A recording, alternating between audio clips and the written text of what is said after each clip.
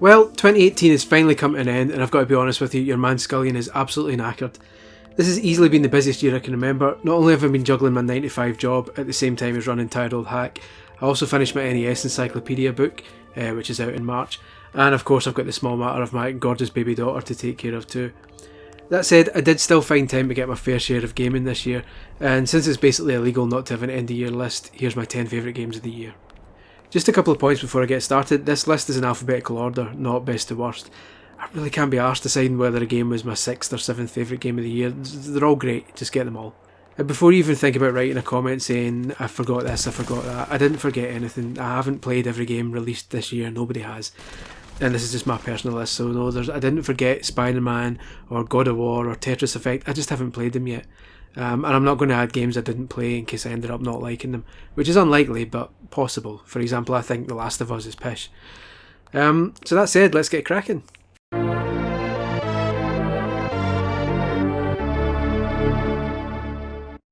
I've always been a huge fan of the Forza Horizon series ever since it started on the Xbox 360 6 years ago. After games set in Colorado, the France-Italy border and Australia, the fourth game takes place in my native United Kingdom and, even better, dedicates a sizable portion of its map to my current home city of Edinburgh. I haven't been able to race through Edinburgh in a game since Project Gotham Racing 2 on the original Xbox, so doing it again has been an absolute joy. That'd be great enough for me on its own, but the fact that this version of Edinburgh comes via Forza Horizon, easily the greatest modern racing series in my eyes, is nothing short of glorious.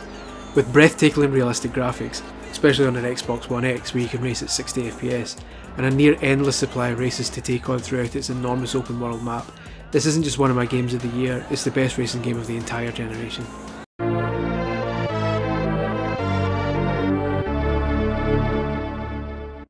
I don't often go for artsy-fartsy indie games caked in metaphor and wordless stories that are left wide open to interpretation, so any that managed to win me over must be something pretty special.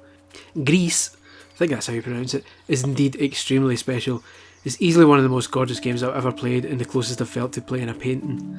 I've often said that the horror film Suspiria, the original one, not this year's remake, is so beautifully shot that you could take any single frame from it and hang it on the wall of an art gallery. Grease is the video game equivalent of that. You could randomly hit the capture button on your Switch controller at any point while playing and you're almost certain to end up with a visually stunning screenshot. At around 3 hours long, it might be a little short for some people, but given that this year I've been juggling a 95, a 270 page book and a small matter of a baby daughter, its brevity only made me appreciate it more. This is a game that enters your life, charms your heart, then nips out before overstaying its welcome, leaving you with nothing but positive memories.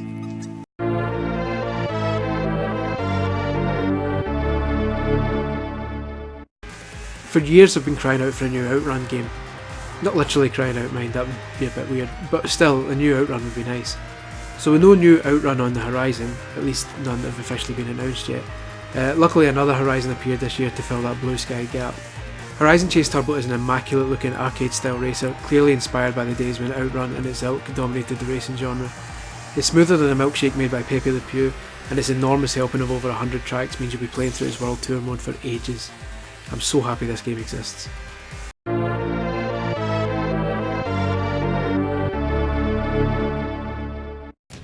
Immortal Redneck was nowhere near my radar until I was asked to review the Switch version for Nintendo Life.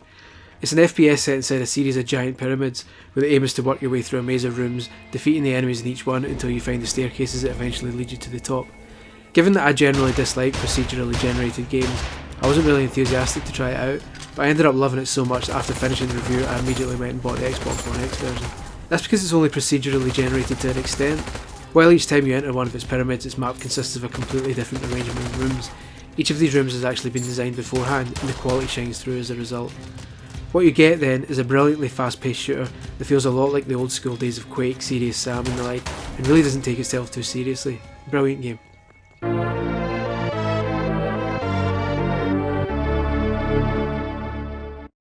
There have been so many hand-drawn 2D platformers in recent times that it takes something extremely impressive these days to catch my eye. As I've already mentioned, Grease did just that, and so did Monster Boy and the Cursed Kingdom, a brand new platformer designed to be a spiritual successor to Wonder Boy the Dragon's Trap.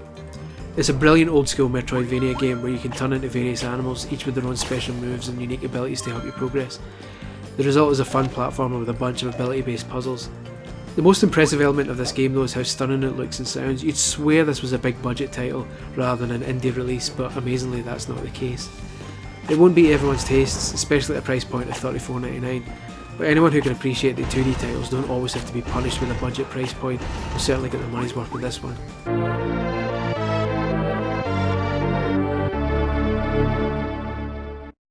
The snazzy 25th anniversary edition of Night Trap, one of my favourite games ever, was released last year on PS4.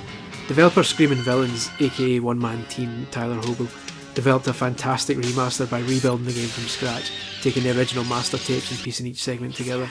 The result is the best looking version of Night Trap by a country mile, as well as a pair of fantastic documentaries, and even a playable version of Scene of the Crime, the VHS Night Trap prototype that before this release had never even been seen in its entirety, let alone fully playable. So if it was released in 2017, why is it in this year's list? Well, because it was ported to the Switch this year, and I'll take any excuse to mention Night Trap again. Look, I told you this was my list.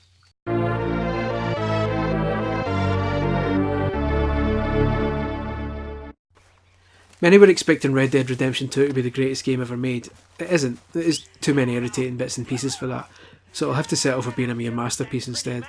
Rockstar's open world may be little more than a set of pre-designed set pieces masquerading as spontaneous moments.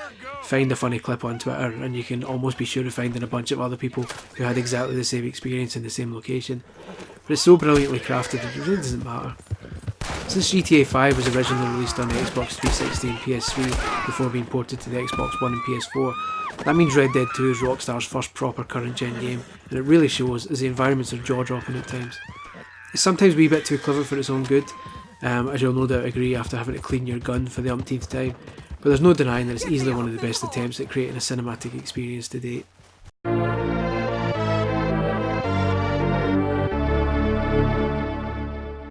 I've always been an enormous fan of the Road Rash series from the 90s, but when I first played the very early alpha version of Road Redemption back in 2014, I wasn't really too impressed. As such, much like with Immortal Redneck, I paid no real attention to Road Redemption until I was asked to review it, at which point I still fully expected to be faced with a 5 out of 10 game. Instead, I got a fantastically addictive racer that really does feel like the modern evolution of the Road Rash games, with plenty of over-the-top violence, including beheadings aplenty. In fact, the whole thing felt a lot like my Immortal Redneck experience in general.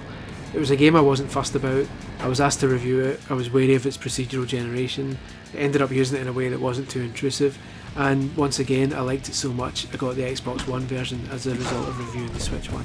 If you're looking for a fast-paced racer that's all about action and planting bombs under trucks, then Road Redemption is a hilariously violent solution.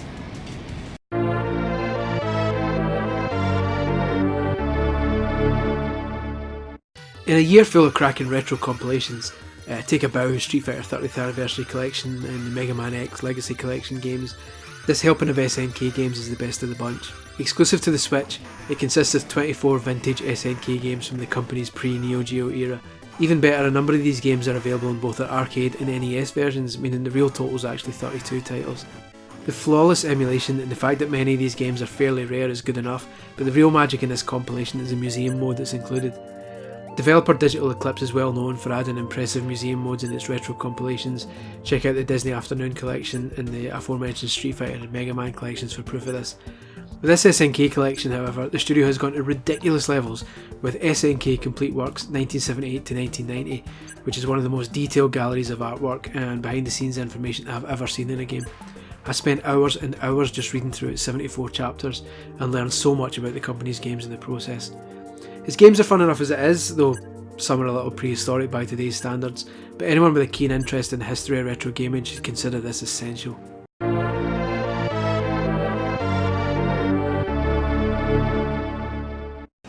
Finally, my Game of the Year list wouldn't be anywhere near complete with the absolute beast that was the latest Smash Brothers game. As a single player gamer, my initial fears that the ditching of trophies would give it less longevity were completely reassured with the Spirit system. I'm going to be collecting these wee bastards for a long time to come, and I've been having such a great time just dipping in and out of the game every now and then to add a few more to the collection. Naturally, the game itself is great fun to play too, otherwise it wouldn't be on here no matter how many pieces of glorified character art there were to collect. With more than 70 characters, more than 100 stages, and more assist trophies, assist Pokemon and weapons than ever before, this is a game that almost guarantees that no two fights will be the same, purely in terms of raw numbers. It's easily the best Smash Brothers game ever made, which is why it's a no-brainer as the 10th and final game in my Games of the Year for 2018. Thanks for watching. Please do visit tiredoldhack.com for more of your retro and modern gaming goodness.